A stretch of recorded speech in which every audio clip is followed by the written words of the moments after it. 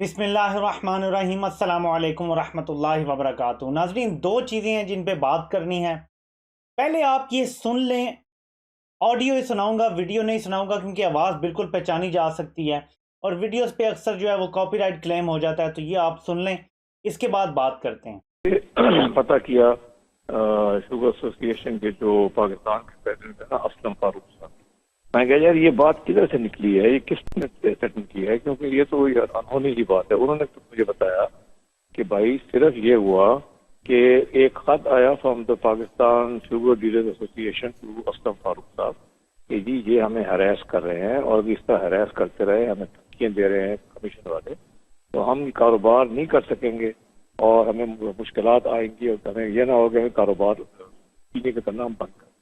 انہوں نے ایک واٹس ایپ میسج بھیجا واجد ریاض صاحب کو کہ اگر آپ ان لوگوں کو ہراس کریں گے، خدا نہ خواستہ جو چینی کی سپلائی لائن ہے وہ اس کو آپ ڈسٹرب کریں گے، جیسے آٹے کی سپلائی لائن ڈسٹرب، تو اس کی قیمتیں بڑھ گئی کیونکہ یہاں پہ قیمتیں بڑھنے کا اندیشہ ہے، تو آپ اس کا خیال کریں، ان کو ہراس نہ کریں، آپ کو جو انفارمیشن دینی بولے۔ یہ مجھے اسلم فاروق صاحب نے بتایا کہ یہ میں نے کہا، اس کے علاوہ کسی کی کیا ہمت ہے کہ وہ دھمکیاں دے یار ایک سٹنگ گورنمنٹ کو۔ تو یہ اسلم فاروق صاحب نے بھیجی واجد ریاض صاحب کو، شاید انہوں نے آگے بھیج دی ہوگی۔ تو یہ this is the beginning and the end of the so called دھمکی۔ تو اب افسوس یہ ہے کہ پرائم منسٹر صاحب کو بڑھا چڑھا کے نہیں بتا دیا ہے کہ خود اقرار جرم جو ہے وہ کیا گیا ہے شوگر مافیا کی طرف سے، اور جہانگیر ترین صاحب کو میں سمجھتا ہوں کہ اس کو ڈیفینڈ نہیں کرنا چاہیے انلیس وہ بھی ان کے ساتھ شامل ہیں اور مفادات کا ٹکراؤ ہو رہا ہے یہاں پہ۔ آپ ہمت دیکھیں ذرا ان کی۔ بالفرض یہ جو تحقیقاتی کمیشن یہ جو کر رہا ہے ڈیل، بالفرض یہ ان کو ہراساں کر رہا تھا، جو رائٹ فورم ہے وہ ہے حکومت سے بات کرنا، حکومت کو پیغام دینا، یا جو منسٹری ہے جیسے رزاق داؤد سے بات کی جا سکتی تھی، ٹھیک ہے جی، انڈسٹری اور سارا کچھ وہ ڈیل کرتے رہے ہیں، ان کے ذریعے وزیر اعظم تک پہنچا جا سکتا تھا کہ دیکھیں جی یہ لوگ جو کام کر رہے ہیں یہ ڈیمیج کر رہے ہیں، اس سے انڈسٹری کو نقصان پہنچے گا، اس سے آپ کی شوگر کی قیمت بڑھنے کا خطرہ ہے، ہم آپ ہی کے بھلے کی بات کر رہے ہیں، انہیں کہ ہمیں ہراساں نہ کریں، جو ریکارڈ چاہیے جو کچھ چاہیے وہ ہم دے رہے ہیں، تو پھر کیوں ایسے جو ہے وہ ہو رہا ہے۔ یہ تھا رائٹ فورم۔ لیکن آپ ان کی جرت دیکھیں، اب اسلم فاروق جو ہیں یہ پاکستان شوگر ایسوسی ایشن جو ہے شوگر ملز ایسوسی ایشن اس کے ہیڈ ہیں، یہ واٹس ایپ میسج کرتے ہیں واجد ضیاء کو کہ آپ کی یہ جو ٹیم ہے یہ ہراساں کر رہی ہے، اس سے قیمتیں جو ہے وہ آگے بڑھ جائیں گی، اور وہی جو خبریں آ رہی ہیں کہ 100 یا 110 کا کہا گیا کہ اتنی قیمتیں بڑھ جائیں گی۔ آپ مجھے بتائیں کہ ایک شوگر ملز ایسوسی ایشن کا جو ہیڈ ہے وہ واٹس ایپ میسج میں قتل کی دھمکی تو نہیں دے گا، اپنے خلاف ثبوت تو نہیں چھوڑے گا۔ یہی طریقہ ہوتا ہے مافیاز کا دھمکی دینے کا، ڈائریکٹ دھمکی دی جا رہی ہے، ڈائریکٹ پیغام پہنچایا جا رہا ہے، کس کو؟ ڈی جی ایف آئی اے کو، جو کمیشن تحقیقات کر رہا ہے اس کے ساتھ رابطہ کنفلکٹ آف انٹرسٹ میں آتا ہے۔ آپ کو رابطہ کرنا چاہیے تھا حکومت سے اور کہنا چاہیے تھا جی آپ کے یہ جو کمیشن ہے جو یہ کام کر رہا ہے، جو یہ رپورٹ بنا رہے ہیں، اس میں ہم تعاون کے لیے تیار ہیں، لیکن یہ ہمیں ہراساں کر رہے ہیں،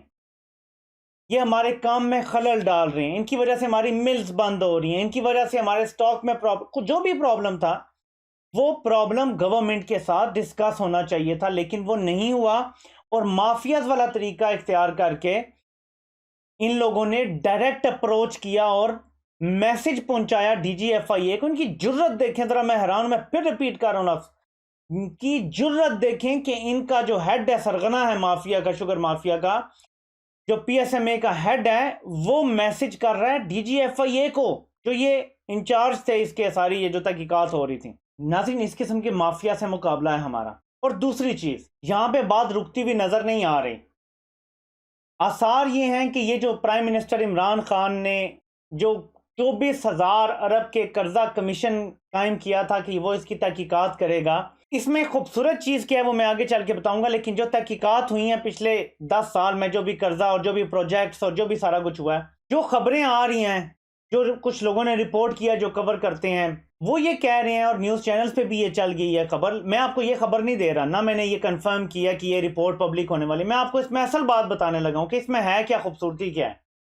کہ اگر یہ قرضہ کمیشن رپورٹ پبلک ہوتی ہے تو اس میں جو تحقیقات ہیں وہ بی آر ٹی پشاور کی بھی تحقیقات ہوئی ہوئی ہیں، کیونکہ آپ کو پتا ہے کہ بی آر ٹی پشاور جو شروع ہوا، اس کا قرضہ شرضہ سب جو منظور ہوا پروجیکٹ وہ 2017 کے اینڈ میں ہوا،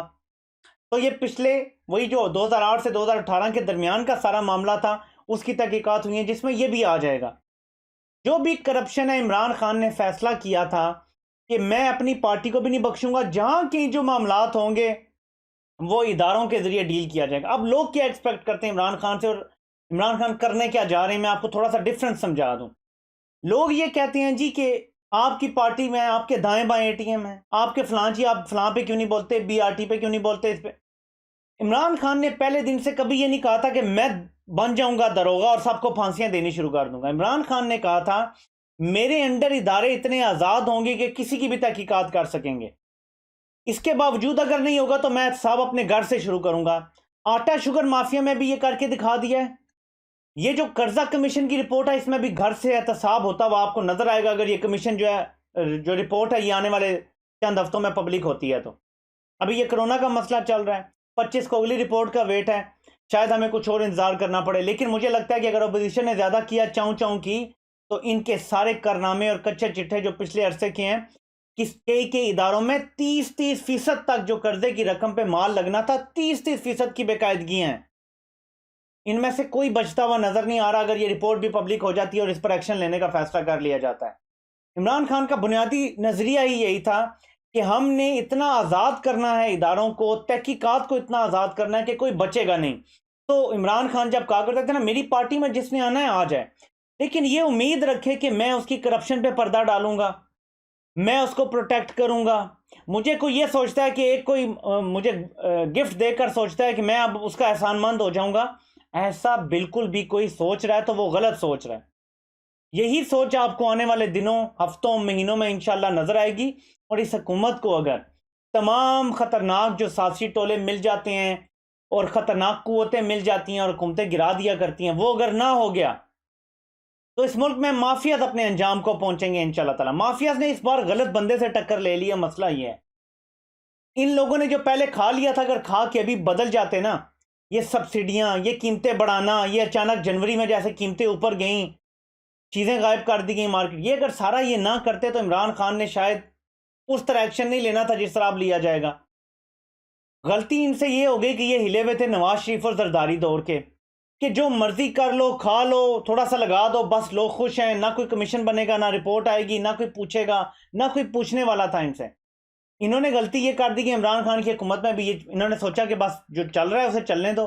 لیکن یہاں یہ غلطی جو انہوں نے کر دی ہے، یہ غلط بندے سے انہوں نے اپنا ٹاکرا لگا لیا اور یہ جیتیں گے نہیں۔ دو چیزیں ہیں، ایک عمران خان لڑنا جانتے ہیں، پریشر لینا جانتے ہیں، اور نمبر 3 جو سب سے امپورٹنٹ چیز ہے کہ عمران خان کا کوئی مفاد اس سے نہیں جڑا ہوا، جبکہ مافیا کا سارا مفاد اسی سے ہے کہ یہ نظام ایسے ہی چلتا رہے۔ یہ نظام ایسے ہی چلے گا تو یہ مافیا کامیاب ہوگا، یہ نظام بدل گیا تو ان کے پاس پیسے کمانے کا وہ جو ناجائز ذریعہ ہے وہ بند ہو جائے گا، اور حلال میں جتنا ملتا ہے جو انف ہے وہ بھی انف ہے، لیکن کیونکہ انہوں نے مینیپولیٹ کرنی ہوتی ہیں گورنمنٹس، وہ حلال کے پیسے سے نہیں ہوتی۔ جو نواز شریف پہ، زرداری پہ، میڈیا پہ پیسہ لگتا ہے وہ حلال کا نہیں ہوتا۔ حلال سے اتنا ہو سکتا ہے کہ یہ بہت امارت والی اچھی زندگی جہاز شاز اس میں بھی ہو جائیں گے، لیکن جو ایکسٹرا پیسے یہ لوگ کھلاتے ہیں نا آگے پیچھے وہ حرام کا، تو وہ جو ٹاپ پہ ملائی ہوتی ہے نا، 20 ارب اگر پروفٹ ہے تو 10 12 15 ارب سبسڈیاں کو بیچ کے کوئی ذخیرہ کر کے جو کماتے ہیں، وہ 10 15 ارب میں سے پھر سب کو حصہ دیا جاتا ہے اور سب کو اپنے ساتھ ملا کے رکھا جاتا ہے۔ یہ سب ختم ہونے جا رہے ہیں انشاءاللہ تعالی، شروعات ہو چکی ہیں۔ دو چیزیں آپ کو بتائی ہیں، ایک جو واٹس ایپ میسج کے ذریعے دھمکی دی گئی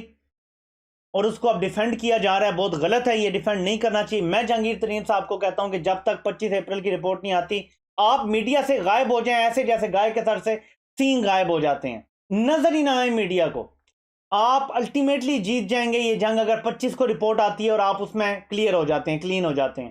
اور اس کے بعد بھی اگر تحقیقات ہوتی ہیں آپ کلین ہو جاتے ہیں۔ نائل آپ پہلے ہی ہو چکے ہیں، ورس کے سیناریو آپ کا سیاسی مستقبل ویسے کوئی نہیں ہے، بزنس آپ ویسے ہی چلا رہے ہیں، آپ کو اپنی سیاسی پی آر کی فکر ہونی ہی نہیں چاہیے۔ یہاں پہ اصل مسئلہ، اصل مقدمہ آپ کا یہ ہونا چاہیے کہ میرا نام صاف ہو جائے، اور وہ تب ہی ہوگا جب یہ رپورٹ چیخ چیخ کے بتائے گی کہ آپ نے کوئی غلطی نہیں کی، آپ کا کوئی قصور نہیں تھا۔ یہ میرا برادرانہ مشورہ ہے، اس پہ عمل کر لیں، آپ کی بہتری اسی میں ہے۔ اس ٹائم اگر آپ اپنے شوگر کے جو بھائی ہیں، بھائی چارہ جو آپس میں ان کو بچائیں گے تو آپ اپنی عزت کھو بیٹھیں گے. یہ میرا آپ کو مشورہ ہے. باقی مافیا اب تیار ہو جائے انشاءاللہ. قرضہ کمیشن کی رپورٹ بھی اگر آ گئی پبلک میں تو یہ پاکستان کی سیاست کو، پاکستان کی گورننس کو، پاکستان کے مستقبل کو ہمیشہ ہمیشہ کے لیے رائٹ ٹریک پہ ڈال دے گا. اور اس کے بعد انشاءاللہ چوری چکاری کا یہاں پہ بہت حد تک خاتمہ ہو جائے گا پاکستان میں. چھوٹے موٹے لیول پہ تھوڑی موٹی رشوت چلتی رہتی ہے، لیکن یہ جو میگا کرپشن ہے اس کا انشاءاللہ ہمیشہ کے لیے خاتمہ ہو جائے گا اور بہت سارے سیاستدان اس کی وجہ سے نااہل ہو جائیں گے. تو ہم نے والیوم 10 کو انشاءاللہ پبلک کروانے کے لیے آواز اٹھانی ہے، ڈان لیکس کو پبلک کرانے کے لیے آواز اٹھانی ہے، ہم نے عزیر بلوچ کی JIT کو پبلک کرانے کے لیے آواز اٹھانی ہے، ہم نے باقی بھی اس طرح کی جتنی رپورٹس ابھی ریسنٹ پاسٹ میں آئی ہیں ان سب کو پبلک کروانا ہے. باقی نجفی رپورٹ ہے اس کو پبلک کروانا ہے. پیچھے بھی جائیں گے انشاءاللہ تعالیٰ، چھوڑیں گے کسی کو نہیں. ہم نے اب اس ملک کے سارے سسٹم کو بدلنے میں اپنا پازیٹیو کردار انشاءاللہ تعالیٰ ادا کرنا ہے. دیکھیں وہ وقت گزر چکا جب ہمارے سے جو ایک جنریشن پچھلی تھی وہ بیسیکلی ستو پی کے سو رہے تھے کہ یار بس ٹھیک ہے جو چل رہا ہے چلنے دو، اپنی دال روٹی سے فرصت نہیں ہے. ہم ایسا نہیں کر سکتے. ہم اگر اپنی دال روٹی کی فکر کریں گے تو ہماری آنے والی نسلیں بھی دال روٹی کے چکر میں ہی رہیں گی. کبھی یہ ملک سدھرے گا نہیں. اور وہ جو انسانی حقوق بنیادی ہیں ہمارے، ہمیں کبھی نہیں ملیں گے. امیر سے امیر تر ہوتا جائے گا اور غریب سے غریب تر ہوتا جائے گا. ہمارے بچے سٹنٹڈ گروتھ پہ ہوں گے اور ان کے بچے اوپر سے اوپر جائیں گے، بڑے عہدوں پر پہنچیں گے اور یہ اپنے بچوں کو سیاست میں بھی اوپر لے کے جائیں گے، بیوروکریسی میں بھی، اور ہم لوگ ہمیشہ پیچھے ہی رہیں گے. وقت آ گیا کہ ہم اپنا حق خود مانگیں. ہم ان سے کہیں کہ ہمارا یہ حق ہے، ہمارے بچوں کا حق ہے، ہمیں دیا جائے، اور وہ ہم انشاءاللہ ان سے لے کے رہیں گے. پھر وہ کوئی بھی ہو طاقتور سے طاقتور. آپ سے لائیو نشست میں یاد رکھیے گا انشاءاللہ تعالی تمام تفصیلات ڈسکس ہوں گی کہ کس طرح اس مافیا نے کاٹن کو ختم کر کے شوگر کو لگایا گیا، کس طرح اس مافیا نے پانی کا بے دریغ استعمال کیا اور ان کی وجہ سے خشک سالی پاکستان میں آ رہی ہے. کون وہ لوگ ہیں جو اس ملک میں پانی کو ختم کرنے کے بنیاد پہ صرف 3% ایکسپورٹ کا حصہ ڈال کے ہمیں اربوں ڈالر کی پوٹینشیل ایکسپورٹ کا نقصان پہنچا رہے ہیں. میں لائیو نشست میں آپ کو یہ سب کچھ بتاؤں گا انشاءاللہ تعالی.